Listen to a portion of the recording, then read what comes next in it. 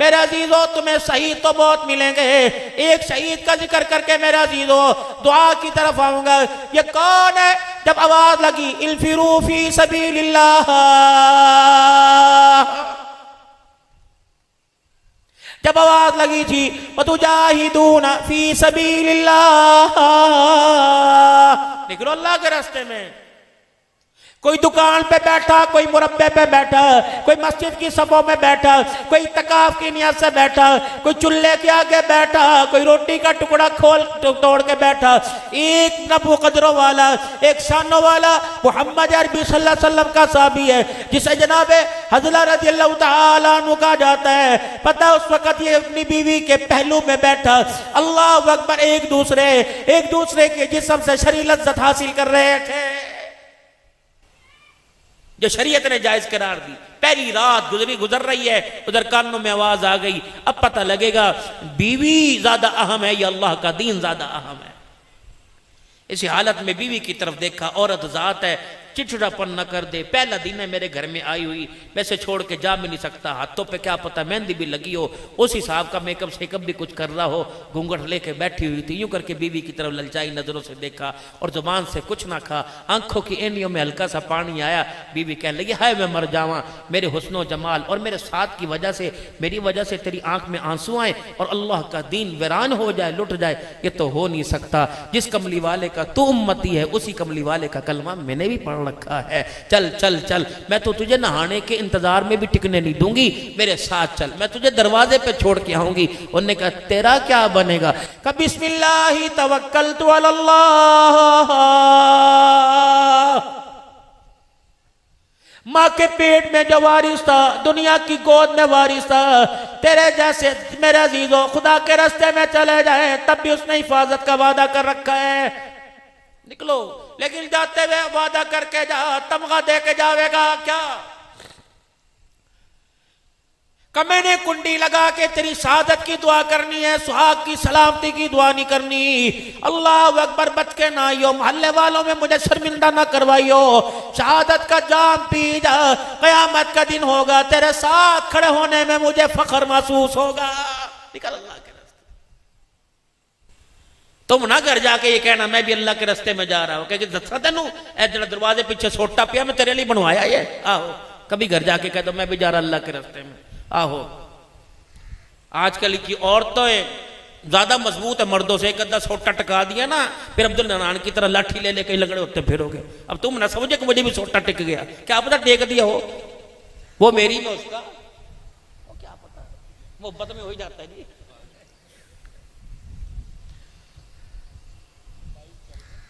और सुन रही होगी भाई, वो मैं तो तौबा होने का एक आज के डेरे गाजी खान गया, वो मेरा इस्तकबाल करा, मुझे कुल्ला बना दिया उन्होंने और गले के अंदर हार बना के सेल्फी उतारा के नेट पे चढ़ा दी। बीवी को फोन पर फोन, फोन पे फोन, फोन पे फोन, रोई जावे। मैंने कहा है क्या? क्या तूने दूसरी शादी करी? तो है बैठा तू कहा? मैंने कहा कसम ले ले, कल में 6 पढ़वा ले, कुरान 10 सिर पर लगवा ले। मेरी तो ऐसी सोच मेरी अंदर, जब तक तू जिंदा मेरी सोच भी ऐसी कोई नहीं होगी इंशाअल्लाह ताला।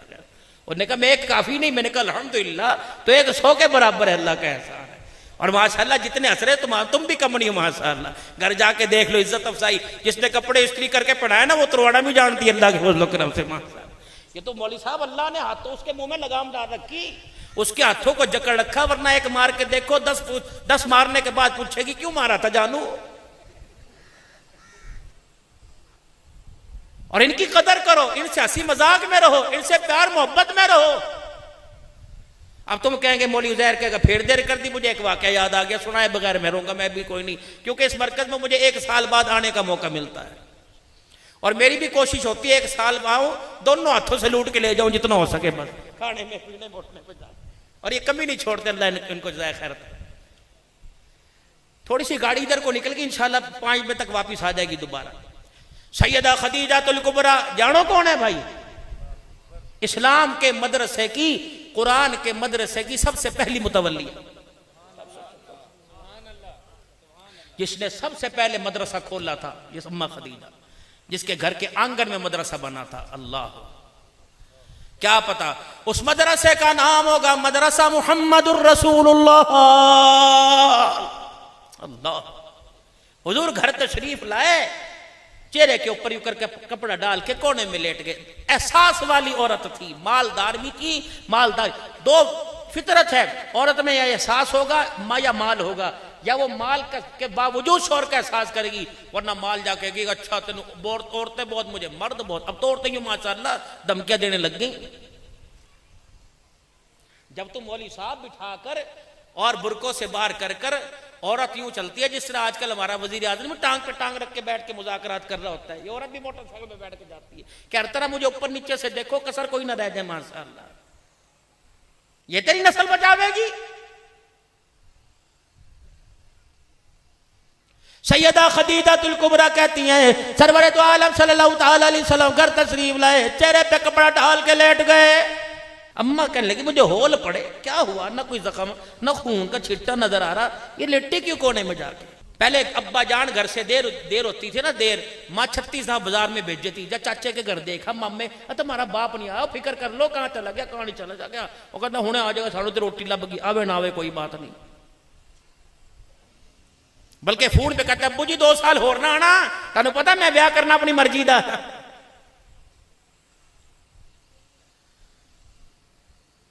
अम्मा को होल पड़ गई, लेटे क्यों? डरते डरते अदब के दायरे में रह के गई, जाके हल्का सा कपड़ा हटाया। तुम ना घर जाके यूं करके लेट जाना, आज मैं भी सुन्नत जिंदा करके देखो इंशाअल्लाह। बेहोश होके अस्पताल में आंखें खुलेंगी, कोई नहीं पूछेगी तुम्हारे से क्यों पड़ा क्यों नहीं पड़ा। उन्होंने कहा हो सवेरे मैं कैसे ना गर्मी दे कपड़े बनवाने ने आकर ड्रामेबाजी करता पाया। अम्मा ने कपड़ा हटाया, क्या हुआ? आंखों मुबारक में यूं करके आंसू टपक रहे हैं। क्या हुआ? हाथ बढ़ाया, उठाया, मैं हूं ना, क्यों परेशान हो? कहे खदीजा आज मक्के की धरती पर निकलता निकलता पहाड़ों के दामन में गया, कुछ लोग काफिले की सूरत में कबीले के लोग बैठे, तन के ऊपर कपड़ों की हालत, मिजाज की हालत, चेहरे की हालत, खुराक की हालत पतली पतली लगी। आप फिर क्यों परेशान हो? खदीजा मैं अल्लाह का नबी, मैं सारी इंसानियत के लिए प्यार खैर का पैगाम लेके आया, फिर मैं क्या करूं? काश मेरे पास कोई जराए होते, काश मेरे पास अनाज पैसा होता, कमली वाला खुद जाके उनके लिए दस्तरखान बिछा के खाने का इंतजाम करके आता।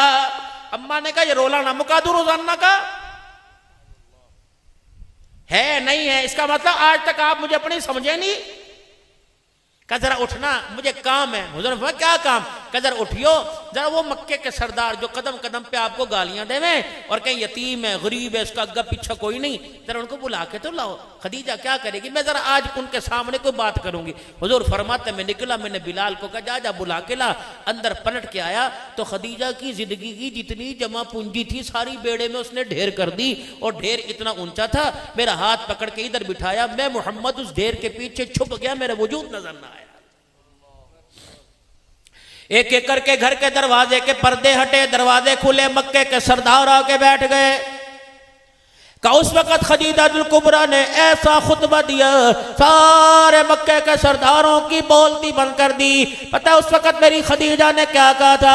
कोके मक्के के सरदारों, अपनी सरदारियों पे नाज करने वालों, अपने मालो दौलत पे घमंड करने वालों, तुम्हें किसने कह दिया मोहम्मद के पास माल नहीं बेसारा, ये गरीब ये यतीम है? ऊपर खुदा को गवाह बनाकर, नीचे मक्के के सरदारों तुम्हें गवाह बनाकर आज पूरी बरादरी के सामने ऐलान करूंगी कि खदीजा की जिंदगी की जितनी जमा पूंजी थी, जितना खदीजा के पास माल था, आज सारे का सारा काली कमली वाले के जूतों पे कुर्बान कर दिया है।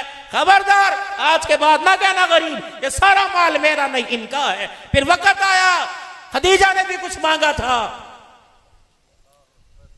आखिरी वक्त है, रहमत दो आलम बेड़े में आए, अम्मा को देखा बिस्तर पे लेटी। ओ खदीजा क्या बात है? ना हाल पूछा, ना रोटी ना पानी, लेटी हुई है, कटांगों की जान कोई नहीं, लग रहा है बुलावा आ गया। हुजूर चरपाई की बाही के पास, खदीजा वादे याद है ना क्या क्या किए थे? का सारे याद है, लग रहा है जिंदगी बेवफाई कर रही। औरत फितरत है। बालक जो बालक है ना छोटे छोटे, इनकी फितरत हुआ करती है, जब अम्मा अब्बा खुसर पुसर कर रहे हो, कोई बात कर रहे हो, तो बच्चे की फितरत है वो माँ की तरफ मुतवज्जे होता है। और अम्मा को अगर अब्बा बोल रहा हो ना, वो अब्बा क्या बात है, वो माँ से क्या हुआ, अब्बू को क्या हुआ, अब्बू को क्या हुआ। अम्मा फातिमा सारी धियों में छोटी थी, आई अम्मा खदीजा के गालों पर गाल रख के रगड़ने लग गई और कहने लगी अम्मा क्यों रो रही है, और हुजूर अलैहिस्सलाम की तरफ देख रही, अम्मा क्यों रो रही, क्यों रो रही। अब हाँ बेटी पूछ तो सही, अम्मा क्यों, कोई दर्द है, कोई तकलीफ है? नहीं। अल्लाहु अकबर। मेरे अजीजों, खदीजतुल कुबरा रज़ियल्लाहु अन्हा ने हज़रत फातिमा ज़हरा कमसिन उम्र है यूं ध्यान किया और हुजूर की तरफ ललचाई नजरों से कहा, सोने मैं अपनी बच्ची से तन्हाई में बात करना चाहती हूँ, क्या बतला देगी, माल कहाँ रखा, सोने के कंगल कहाँ रखे, क्या बतलाएगी, तुम्हारे लिए, तुम्हारी जहेज के लिए जमा जोड़ियां रखी, कुछ नहीं बताया। वो फरमाया मैं उठा, मैं बाहर बैतुल्लाह का तवाफ करने चला गया, वापिस आया तो दोनों माएँ धियां होके भर भर के रो रही हैं। फातिमा इतनी बच्ची भी नहीं थी, बात पहचान ना सके, समझ ना सके। कि जब मैं बेड़े में बढ़ा तो मेरी बेटी ने यूं करके अब्बू यूं करके इशारा किया, खदीजा ने हाथ पकड़ के नीचे को कर दिया, कहा ना बेटी वादा था जिंदगी में नहीं आंखें बंद होने के बाद कहेगी। हुजूर फरमाने लगे मैं करीब हुआ, मैंने खदीजा बता क्या मांगती है बेटी, तू बता। अम्मा ने कहा था जब आंखें बंद हो जाए, रूह निकल जाए, तब अपने अब्बा से कहना।